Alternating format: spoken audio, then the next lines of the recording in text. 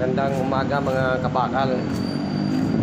Nandito ako ngayon sa Ayala Avenue, kahabaan ng Ayala Avenue. Pupunta ako sa BPI project para magpa-clearance. Para bukas mabigyan na ako ng endorsement pag may clearance na ipapakita. Para doon sa kabilang site, mabibigyan na ako ng endorsement assignment. Kaya maglalakad ako rito at ilalim ako rito sa apartment trades sa pinaka-tunnel sa tawilan dito sa Ayala. Papunta doon sa may De La Costa Street, corner Pasillo. Para makapag-clearance na. So, pababa na ako ngayon dito sa apartment trades. Yung tunnel na tawidan. Kasi bawal tumawid doon sa ibabaw. Ewan ko kung may signal dito.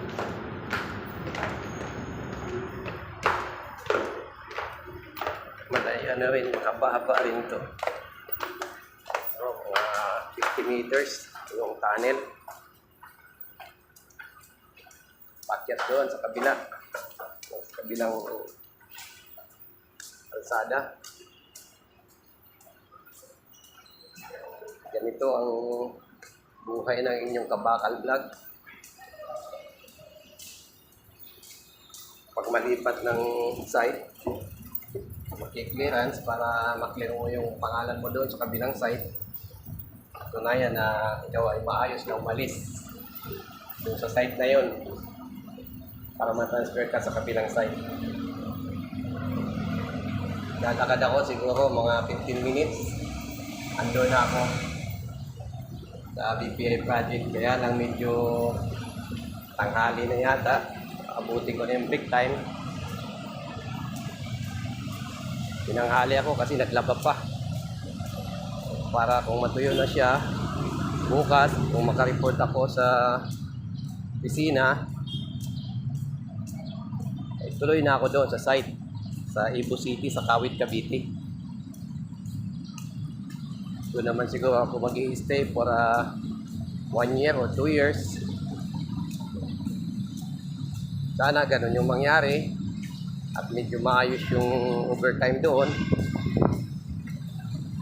dahil yun lang naman inaasahan ng isang worker. Pag walang OT, wala rin.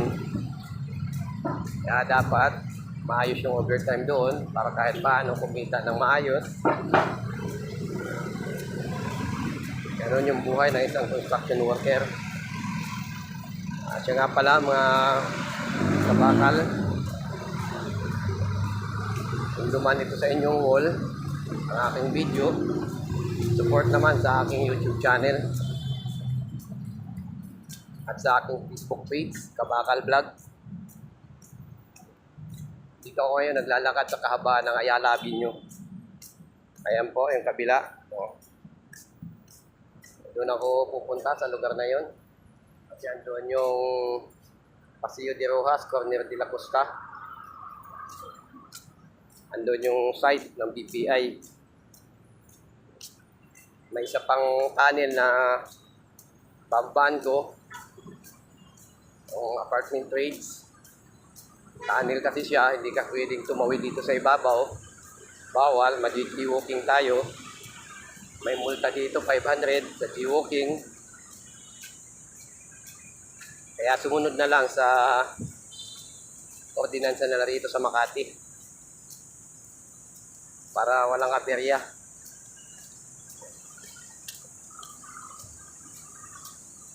Sana ma-deploy na ako sa Biyernes para makapag-umpisa na ulit ng trabaho sa aking kumpanya. At hindi tayo na problemang ganito.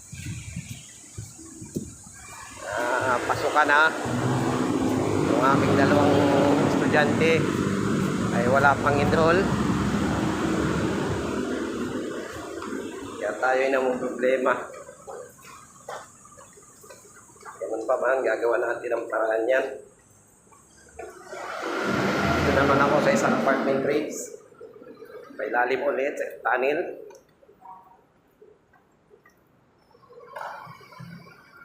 Bawal kasi tumawid doon sa ibabaw dahil po sasakyan ang nandoon. Kaya ayan. Tunnel ito. Pabalik pa po yan. Saan po ba kayo pupunta? Ayala, ito po. Doon po. Akyat kayo ulit. Pero kung papunta kayo doon sa tawing yun, sa kabila, kakaliwa kayo. Diretso lang po. Dito, sumunod lang kayo sa akin. Ayan po. Elevator kayo. Sige po. Pakyat. Pakyat ako uli. Mga kabakal. Elevator. Ayan.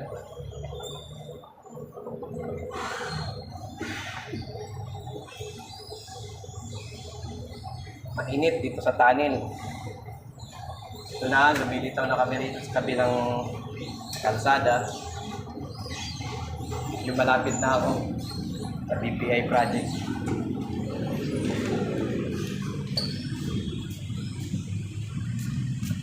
Ito, medyo malilim dito dahil madaming punong kahoy.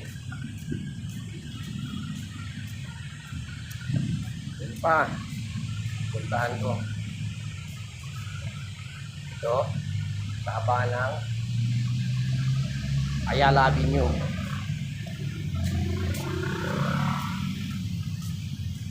Buti na lang, madaming punong kahoy, walang ganong init.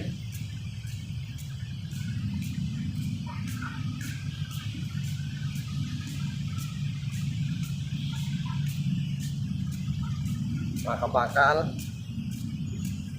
hanggang dito na lang aking video. At tayo ay malapit ng malubat.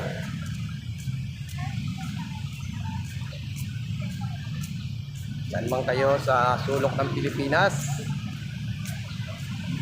dumaan itong aking video sa inyong mga wall. Support guys sa aking Facebook page, Kabakal Vlog. Sa aking YouTube channel, Kabakal Vlog. Maraming salamat. At magandang tanghali. Nawa po ay lagi tayong nasa ligtas na oras. Lagi maayos tayo lagi, malusog. Ganun po ang aking dalangin sa ating mga kapwa manggagawa at lahat po ng tao na namumuhay ng normal. Maging maayos lang po tayo at maging matatag lahat ng problema.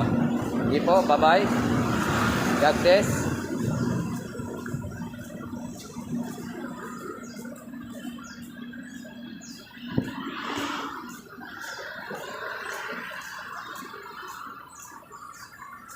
Ayaw mamatay ng aking video.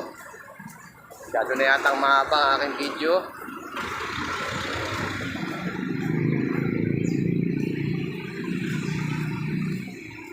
Ayan yung aking dating sambayan. Noong araw.